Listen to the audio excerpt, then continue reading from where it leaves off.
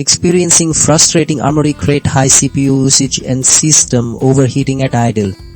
We're fixing that immediately. First, update Armoury Crate and all drivers. Open Armoury Crate, go to Update Center, install everything, then restart your PC. This resolves many compatibility issues.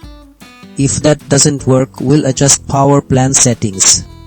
Open Control Panel, navigate to Power Options, and reduce the minimum processor state to a low percentage, like 5%. This prevents unnecessary CPU boosting when idle. Still high temps. Disable non-essential Armoury Crate services. Open Task Manager, Services tab, stop unneeded Armoury Crate processes and set them to manual or disabled. This frees up system resources. Finally, for stubborn issues, a clean reinstall of Armoury Crate is key. Use the official uninstaller tool, reboot, then download and install the latest version as administrator.